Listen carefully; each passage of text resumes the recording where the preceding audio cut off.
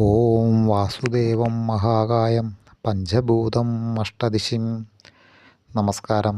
എല്ലാവർക്കും തന്നെ വാസ്തുശാസ്ത്രത്തിൻ്റെ പുതിയൊരു വീഡിയോയിലേക്ക് സ്വാഗതം. അപ്പോൾ നമ്മൾ ഇന്ന് പറയാൻ പോകുന്ന കാര്യം ഓരോ ഭൂമിയുടെയും ആകൃതികളെക്കുറിച്ചും അതിന് അനുസൃതമായിട്ടുള്ള ഫലങ്ങളെക്കുറിച്ചുള്ള കാര്യങ്ങളാണ്.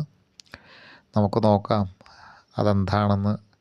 സമാകൃതിയിലുള്ള ഭൂമിയാണെങ്കിൽ സൗഭാഗ്യം കൈവരുന്നതാണ്. അതുപോലെ ചതുരശ്ര ആകൃതിയിലാണ് ഭൂമി കിടക്കുന്നതെങ്കിൽ മഹാധനം നമുക്ക് ലഭിക്കുമെന്ന് കരുതാം. അതുപോലെ വൃത്തത്തിലുള്ള ഭൂമിയാണെങ്കിൽ വിത്തം ആയിരിക്കും നമുക്ക് ബലം ലഭിക്കുക. അതുപോലെ ഭദ്രപീഠത്തിലുള്ള ആകൃതിയിലുള്ള ഭൂമിയാണെങ്കിലും വിത്തമായിരിക്കും നമുക്ക് ബലം ലഭിക്കുക. അതുപോലെ കുടത്തിൻ്റെ ആകൃതിയിലാണ് ഒരു ഭൂമി കിടക്കുന്നതെങ്കിൽ ധനം ലഭിക്കാൻ സാധ്യതയുണ്ട്. അതുപോലെ ത്രികോണാകൃതിയിലാണ് ഭൂമിയുടെ കിടപ്പെങ്കിൽ പുത്രനാശം സംഭവിക്കും. ഇനി വിശറിയുടെ ആകൃതിയിലാണ് ഭൂമി കിടക്കുന്നതെങ്കിൽ ധർമ്മനാശങ്ങളൊക്കെ സംഭവിക്കാൻ സാധ്യതയുണ്ട്.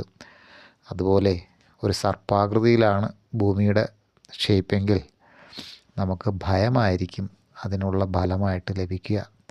ഇനി പരശുവിൻ്റെ ആകൃതിയിലാണ് ഭൂമിയെങ്കിൽ ആത്മഹത്യാ പ്രേരണകൾ ഉണ്ടാകാൻ സാധ്യതയുണ്ട്. മനോരമ ആകൃതിയിലാണെങ്കിൽ പുത്രലാഭമായിരിക്കും ഫലം. ഗർഭാവസ്ഥയിലാണെങ്കിൽ നിഷ്ഫലത്വം കിട്ടുന്നതാണ്. അതുപോലെ വക്രാകൃതിയിലാണെങ്കിൽ നമുക്ക് അജ്ഞതയാണ് അതിൻ്റെ ഫലം കണക്കാക്കുന്നത്. അപ്പോൾ ഇങ്ങനെ ഓരോ ഭൂമിയിലും ഓരോ ആകൃതിയും അനുസരിച്ച് നമുക്ക് ഫലം ലഭിക്കുന്നതായി വാസ്തുശാസ്ത്രം പറയുന്നുണ്ട്. അപ്പോൾ ഈ അറിവ് എല്ലാവർക്കും ഇഷ്ടമായെങ്കിൽ മറ്റൊരറിവുമായി കാണാം. എല്ലാവർക്കും ശുഭദിനം.